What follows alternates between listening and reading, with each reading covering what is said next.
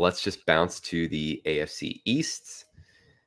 And my bold prediction, and I don't know, maybe it won't be so bold to you, but I think the Patriots win the division. So we've documented numerous times that, the Patriots dealt with the opt-outs from COVID last year. They also dealt with a lot of injuries.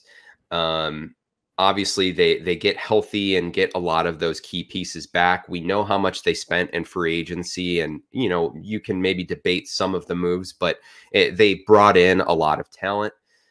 I really think that Mac Jones is going to run that offense to perfection. It's not going to require him to put up monster stat lines, but if Mac Jones gets in the neighborhood of 4,000 yards and they win that division, I think that could be the tipping point as far as the offensive rookie of the year race goes, even if Trevor Lawrence puts up like 4,700 yards or something. And really the other two key pieces for me are, on some level, I think Bill Belichick is going to want to prove that last season was a quote unquote fluke. I think anybody that really watched knows that they weren't a bad team, and 7-9 maybe wasn't reflective of the job that especially that coaching staff did with that group. But he's, especially with Brady winning last year, and they're going to get Brady early in the season, I think he's going to put like just a masterful performance together with his staff. And then the other key piece, or maybe the biggest piece, is my belief in Buffalo, which I think we'll see a slight regression from Josh Allen. Buffalo outperformed their Pythagorean wins last year by 3. They should have won 11 games based on their point differential, and they won 14. I think some of that comes back to earth, and I think it's enough for the Patriots to sneak by them. Okay. Well, we were close on this one. I'll take my Mac Jones take here. I originally had him as offensive rookie of the year and wanted to give him the most wins all time for a rookie quarterback, which would have been 13 with Dak Prescott and Ben Roethlisberger. And it sounds like that's about where you're at, because to win that division, they're probably going to need 13 wins. I still have them finishing second. So my bold prediction for Mac Jones specifically was that he would go 11-5 or 11-6, which would match Brady's first season win total. And 20 years later, deja vu, 11 wins from the up-and-coming quarterback in New England, and the rest of the league is terrified, other than the fact that Bill Belichick's probably going to retire within the next 20 years. Tom Brady, who knows, but Bill Belichick probably will.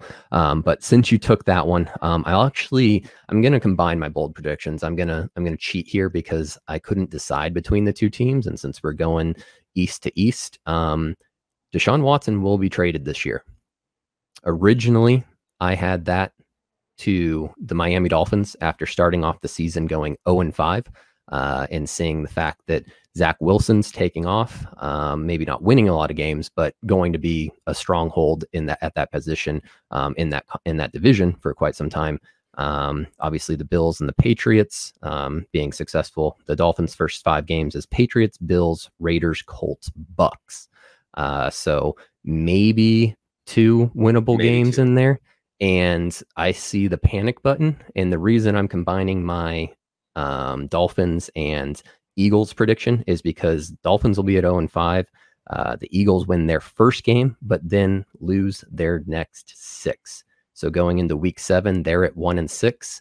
Going into week 6, the Dolphins are 0-5, and they're going to battle each other for who has the balls to trade for Deshaun Watson first, because doing it after the season is going to be a bidding war that nobody wants to be a part of, because there's still going to be that same uncertainty going into the draft. So yeah. I think that one of them takes their licks, trades for Deshaun Watson, and tries to rejuvenate their franchise that way.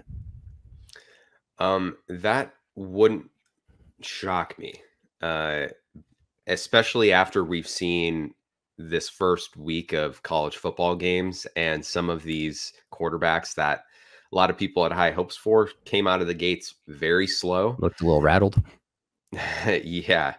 This could very well be a one QB draft if as far as the first round goes. And teams that passed on this group of five guys, which includes those two teams that you mentioned, um, might be sweating it out a little bit. So I could definitely see that going down for sure.